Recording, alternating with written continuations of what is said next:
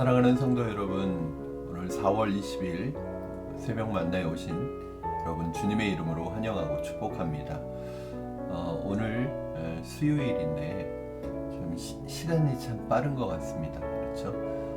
수요일이 또 지나면 한 주의 반이 지나가는 것 같잖아요. 그래서 참 우리 시간의 흐름이 다시 돌이킬 수 없고 참 그 한 시간 한 시간 하루하루 한 주의 삶이 우리에게 너무 귀한 삶인 것 같습니다. 이러한 시간들이 여러분에게 그냥 허비되어지는 것이 아니라 한 시간 한 시간 하루하루의 삶, 하루하루가 모여서 한 주의 삶이 여러분에게 의미 있는 시간들이 되기를 축복합니다. 그러기 위해서 우리 삶에 정말 필요한 것이 바로 하나님의 말씀을 하루하루 묵상하고 그 말씀에 따라 인도함을 받을 때 우리의 그 시간들이 그리고 날들이 의미 있는 날들로 채워질 수 있으리라고 생각합니다. 사랑하는 여러분, 오늘 주시는 말씀으로 또 하루를 동행하시고 또 이 말씀이 여러분의 삶에 주의 말씀은 내 발의 등이요 내 길의 빛이라고 고백한 시편 119편의 시인처럼 이 말씀이 여러분 하루하루의 삶을 비춰주는, 여러분의 걸어가는 발걸음을 비춰주는 등불이 되기를 주님의 이름으로 축원합니다. 오늘 우리에게 주시는 하나님의 말씀은 시편 140편입니다. 시편 140편 1절에서 13절까지 말씀을 제가 먼저 여러분에게 봉독해 드리도록 하겠습니다. 시편 140편 1절에서 13절입니다. 여호와여, 악인에게서 나를 건지시며 포악한 자에게서 나를 보존하소서. 그들이 마음속으로 악을 꾀하고 싸우기 위하여 매일 모이오며 뱀같이 그 혀를 날카롭게 하니 그 입술에는 독사의 독이 있나이다. 여호와여, 나를 지키사 악인의 손에 빠지지 않게 하시며 나를 보존하사 포악한 자에게서 벗어나게 하소서. 그들은 나의 걸음을 밀치려 하나이다. 교만한 자가 나를 해하려고 올무와 줄을 놓으며 길 곁에 그물을 치며 함정을 두었나이다. 내가 여호와께 말하기를 주는 나의 하나님이시니 여호와여, 나의 간구하는 소리에 귀를 기울이소서 하였나이다. 내 구원의 능력이신 주 여호와여, 전쟁의 날에 주께서 내 머리를 가려 주셨나이다. 여호와여, 악인의 소원을 허락하지 마시며 그의 악한 꾀를 이루지 못하게 하소서. 그들이 스스로 높일까 하나이다. 나를 에워싸는 자들이 그들의 머리를 들 때에 그들의 입술의 재난이 그들을 덮게 하소서. 뜨거운 숯불이 그들 위에 떨어지게 하시며 불 가운데와 깊은 웅덩이에 그들로 하여금 빠져 다시 일어나지 못하게 하소서. 악담하는 자는 세상에서 굳게 서지 못하며 포악한 자는 재앙이 따라서 패망하게 하리이다. 내가 알거니와 여호와는 고난 당하는 자를 변호해 주시며 궁핍한 자에게 정의를 베푸시리이다. 진실로 의인들이 주의 이름에 감사하며 정직한 자들이 주의 앞에서 살리이다. 아멘. 사랑하는 여러분, 사람이 인생을 살아가다 보면은 큰 위기를 만나게 되는 것이 사실은 그런 경우들이 많이 있습니다. 위기를 전혀 안 만날 수는 없겠죠. 인생을 살다 보면 위기를 만나게 되는 것이 또 우리 인생이 아닌가 생각합니다. 그런데 그 위기로 인해서 큰 고통을 경험하게 될 수 있는데 그 중에서도 가장 고통스러운 위기는 어려움은 바로 사람으로부터 오는 고통과 어려움이 아닌가 생각합니다.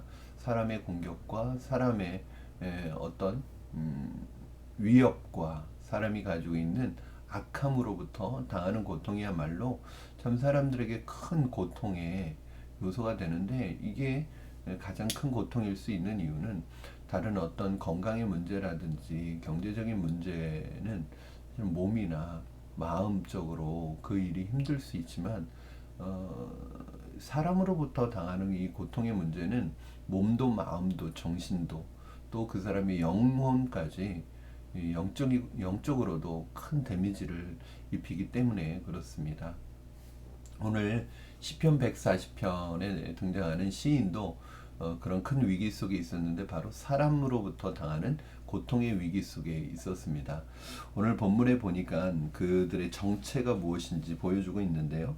1절부터 5절까지 쭉 내용을 보면 악인에게서 나를 건지시고 포악한 자에게서 나를 보존하소서. 그들이 마음속으로 악을 꾀하고 싸우기 위해 매일 모이오며 뱀같이 그 혀를 날카롭게 하니 그 입술 아래에는 독사의 독이 있답니다. 그들을 악인의 손에 빠지지 않게 하시고 나를 보존하서 포악한 자에게서 벗어나게 해달라고. 이 교만한 자들은 나를 해하려고 올무와 줄을 놓고 또 함정을 파서 나를 위험에 빠뜨리기 위해서 혈안이 되어 있다고 그렇게 이야기를 하는 것으로 봅니다.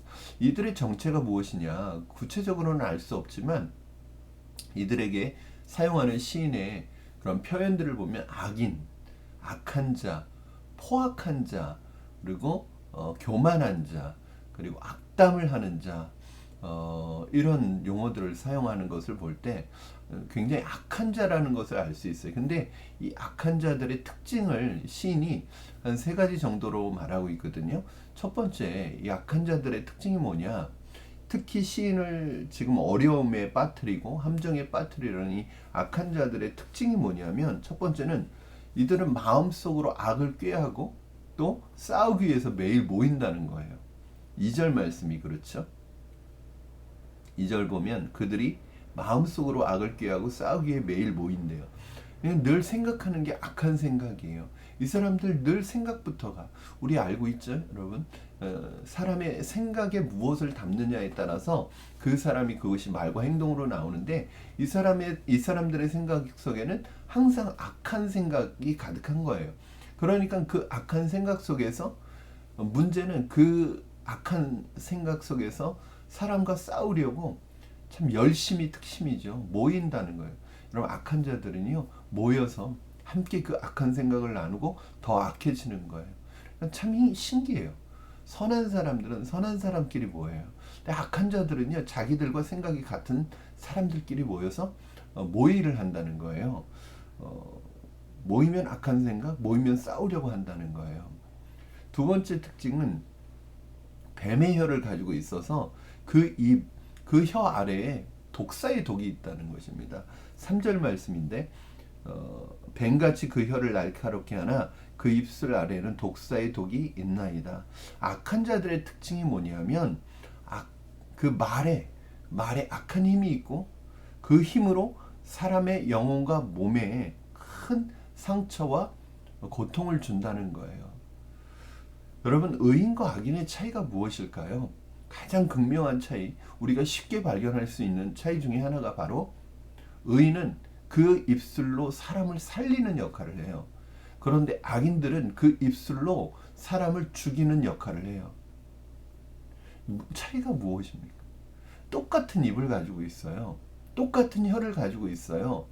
심지어는 그리스도인들 안에서도요, 이 혀를, 자신의 혀지만 이 혀를 절제하지 못해서, 이 혀를 컨트롤하지 못해서 다른 사람에게 고통을 주고 아픔을 주고 실수하고, 그 혀 때문에, 그 말 때문에 다른 사람을 고통스럽게 만드는 사람이 있다는 거예요.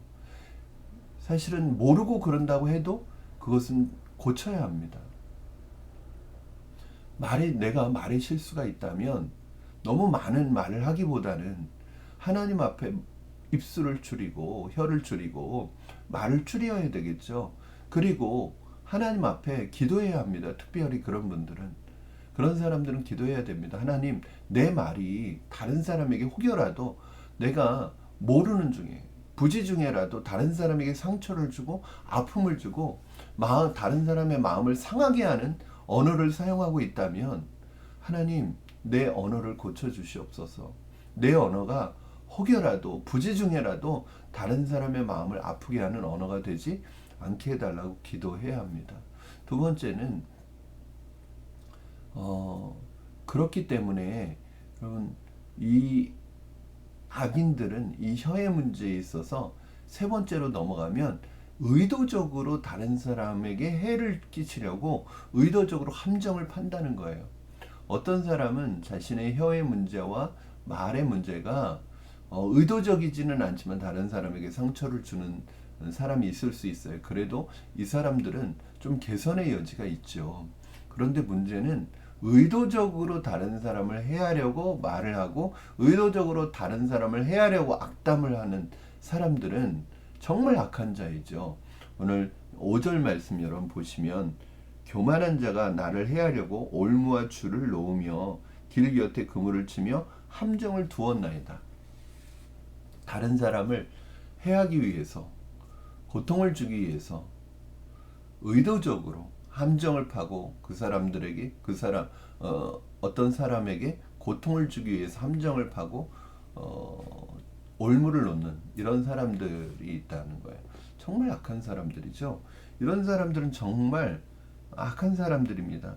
사람이 실수할 수 있어요.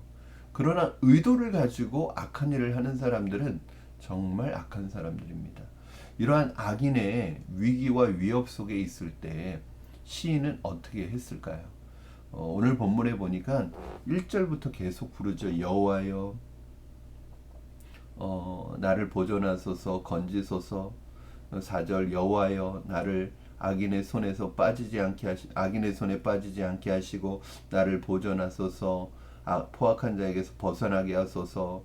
6절 말씀도 7절 말씀도 보면은 내가 여호와께 말하기를 주는 나의 하나님이시니 여호와여 나의 간구하는 소리에 귀를 기울이소서 하였나이다. 내 구원의 능력이신 여호와여 전쟁의 날에 주께서 내 머리를 가려 주셨나이다. 지금 이 위기, 악인의 위기와 위협 속에서 시인이 무엇을 하고 있냐면 기도하고 간구하고 있습니다. 지금 이 상황에서 시인이 할 수 있는 것은 기도하고 간구하는 것입니다. 정말 큰 위기를 만나면 그 누구도 그 어떤 사람도 도움이 되지 않습니다. 시인은 왜 하나님께 도움을 구하고 있을까요? 왜 사람에게 도움을 구하지 않고 하나님께 도움을 구하고 있을까요? 6절 7절 말씀이 그 이유입니다. 6절 7절 내가 여호와께 말하기를 주는 나의 하나님이시니 여호와여 나의 간구하는 소리에 귀를 기울이소서. 내 구원의 능력이신 주 여호와여 전쟁의 날에 주께서 내 머리를 가려 주셨나이다. 첫 번째 이유는 하나님께서 우리의 기도에 귀를 기울여 주시기 때문입니다. 두 번째는 우리의 기도에 귀를 기울이신 그 하나님이 어떤 하나님이에요? 구원의 능력이신 하나님이시라는 거예요. 사랑하는 성도 여러분, 하나님께서 여러분의 간구에 귀를 기울이시는 분이심을 믿으시기 바랍니다. 하나님께서 우리의 간구를 기다리고 계십니다. 귀 기울이고 계십니다. 기다리고 계십니다. 내가 하나님 앞에 기도하고 간구하는 것을 기다리고 계신다는 거예요. 왜 그럴까요? 왜 하나님은 우리의 기도에 귀를 기울이시고 왜 우리의 간구를 기다리실까요? 바로 그것이 우리가 하나님을 의지하는 사인이기 때문에 그렇습니다. 그렇잖아요. 사실은 하나님께서는 이미 우리가 간구하지 않아도 기도하지 않아도 하나님은 우리의 상황과 사정 모든 것을 다 알고 계십니다. 전지하신 하나님이시니까요. 그런데 왜 굳이 하나님은 이미 다 알고 계시는데 하나님이 알고 계시니까 알아서 해주시면 될 텐데 왜 하나님께서는 우리가 기도하고 간구하기를 원하실까요? 바로 그 간구와 기도가 하나님을 의지하는 우리의 태도이기 때문에 그렇습니다. 내가 아무리 하나님을 의지한다고 말하지만 하나님께 기도하지 않고 간구하지 않는 것은 하나님을 의지하는 게 아니죠. 어떤 사람은 뭐 하나님 앞에 기도하지 않아도 나는 하나님이 다 알아서 해주실 걸 믿어. 사실은 그건 하나님 신뢰하는 게 아니죠. 오히려 하나님을 믿지 못하는 거죠. 정말 내가 하나님을 의지한다면 오히려 하나님 앞에 무릎 꿇고 기도하고 간구하는 이 태도를 갖는 것, 이것이 바로 하나님을 의지하는 것이라는 거예요. 그래서 하나님은 우리의 마음속에 필요한 것이 무엇인지 다 아시지만, 그리고 때로는 우리가 간구할 때 그 모든 것을 우리가 무엇을 구해야 될지 모르기 때문에 그걸 구하지 못할 수도 있어요. 그러나 하나님은 우리가 하나님 앞에 이 문제를 안고 무릎 꿇기를 원하시고 기도하기를 원하시고 간구하기를 원하시는 거예요. 그런데요, 참 사람들은 희한합니다. 그러한 상황 속에서도 절대 하나님 앞에 나가지 않는 사람들도 있어요. 하나님 앞에 무릎 꿇지 않는 사람들 있어요.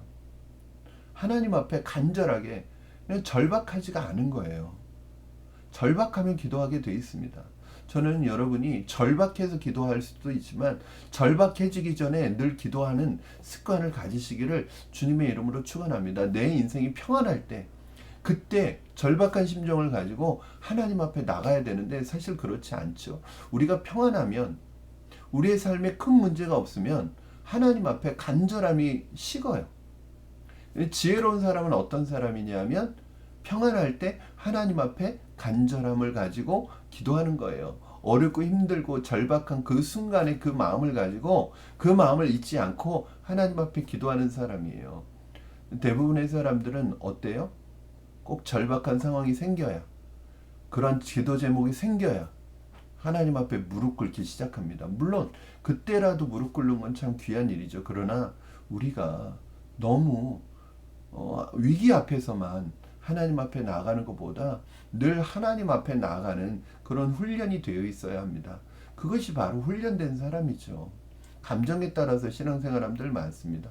내가 하고 싶으면 하고 하기 싫으면 안 하고, 그러니까 신앙의 성장이 없고 변화가 없는 것이죠. 겸손해야 합니다. 악한 자들의 특징이 교만한 거거든요. 신앙생활을 오래 한 사람 중에서도 어떤 문제 앞에서 절대로 무릎 꿇지 않고 간구하지 않는 사람들이 많습니다. 하나님 다 아실 텐데 이것은 하나님 신뢰하는 것이 아니라 하나님을 의지하지 않는 것입니다. 교만한 것입니다. 우리가 위기와 어떤 문제 앞에서 기도하고 간구해야 되는 이유가 무엇일까요? 바로 하나님께서 우리의 구원의 능력이 되시기 때문에 그렇습니다. 우상이나 사람은 우리의 도움이 되지 못합니다. 그 하나님께 간구할 때 우리는 하나님을 의지하고 하나님을 신뢰하는 것이라고 하나님은 말씀하고 계십니다. 고난이나 시련은 우리로 하여금 하나님을 더 찾고 더 의지하라는 사인이죠. 늘 말씀드리는 것처럼 여러분의 인생 위기와 고난이 닥쳤습니까? 어떤 문제가 생기셨습니까? 어떤 어려움이 있으십니까?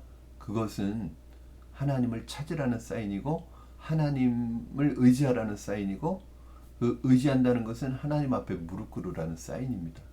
그럼 문제는 문제가 아니라 기도 제목이라고 말씀드렸습니다. 저는 여러분이 문제 앞에서 그 문제에 함몰되지 마시고 그 문제를 기도 제목 삼아 하나님 앞에 나아가시기를 주님의 이름으로 축원합니다. 우리가 우리의 기도가 여기에서 한 단계 더 넘어가야 한다고 오늘 시인은 보여주고 있습니다.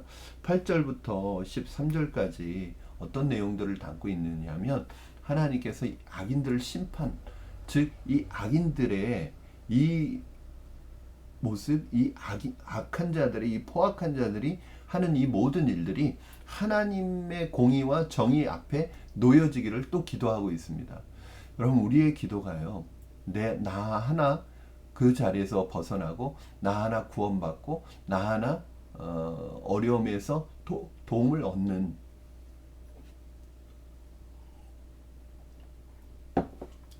얻는 것에서 끝나는 것이 아니라 결국 이 악한 자들의 구조적인 이 악한 자들이 가지고 있는 이 시스템은 언젠가 또 나에게 닥칠 것이고 또 언젠가 내 가정, 내 자녀, 누구에게든지 이런 악한 일들이 일어날 수 있기 때문에 우리는 내 문제 하나를 해결하는 데서 그치지 않고 이런 문제를 대할 때마다 이 악에 대해서 선포를 해야 합니다.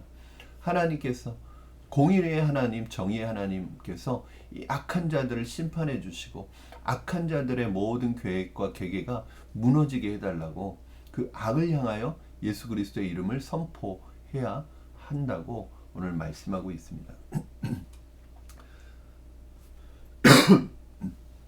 최근에 어떤 학교에서의 이런 따돌림의 문제, 군대나 직장에서의 따돌림의 문제, 그리고 인터넷상에서의 이런 악플로 인해서 엄청난 많은 사람들이 정신적인 고통을 당하고 있고, 또 가짜 뉴스를 퍼뜨려서 허위 사실을 퍼뜨려서 거짓말을 진실처럼 퍼뜨려서 다른 사람을 고통에 빠지게 하는 이런 사람들이요, 우리 주변에 많이 있습니다. 여러분, 이런 사람들 정말 조심해야 합니다. 우리가 제일 조심해야 될 진짜 악한 사람들이 누구예요? 말로 다른 사람을 모함하고 말로 다른 사람을 험담하고 말로 다른 사람을 어려움에 빠뜨리는 사람들입니다. 이런 사람들과는 교제하시면 안 됩니다. 이런 사람들과 교제하시면 여러분들도 그 말에 악한 영향을 받게 되어 있습니다. 우리가 기도할 때 하나님의 심판, 공의로운 심판 앞에 저들이 놓이게 하여 주시고, 하나님께서 내 문제 하나 해결해 주는 것이 아니라 하나님께서 이 사회와 우리 가정과 학교와 직장과 하나님이 이 영역 속에 하나님 통치해 주셔서 저들이 하나님의 심판 앞에, 하나님의 심판 가운데 놓이게 해달라고, 하나님의 심판을 피하지 못하게 해달라고 우리 그렇게 기도해야 된다는 것입니다.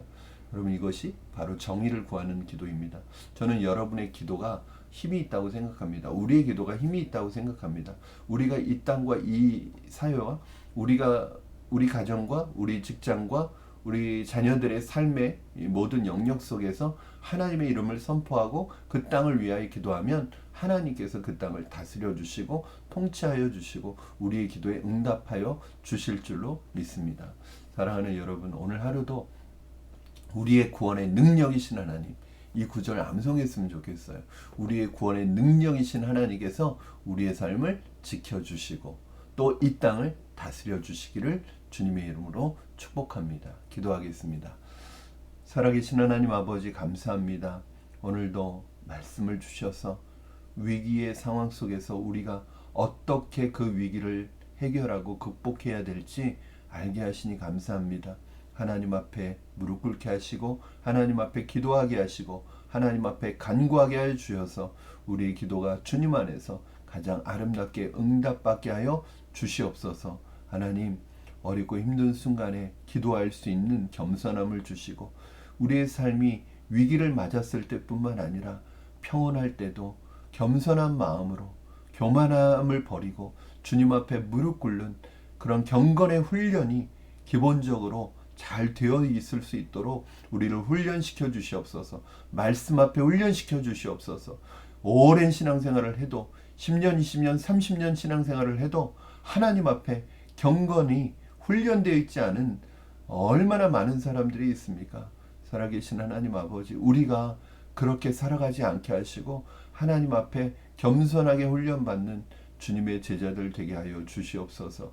우리가 속한 이 사회가 우리의 기도로 더 나아지고 더 밝아지고 하나님의 통치가 임하여서 고쳐지고 악한 자들이 심판받는, 악한 자들이 하나님의 심판과 공의를 피하지 못하는 하나님 그런 은혜가 있기를 원합니다. 하나님, 우리를 위기의 순간마다 건져주시고 우리의 자녀들 하나님께서 보존하여 주시고 지켜주시고 하나님 이 땅과 하나님 모든 삶의 영역들이 하나님의 통치 가운데 있게 하여 주시옵소서. 감사하며 예수님의 이름으로 기도합니다. 아멘.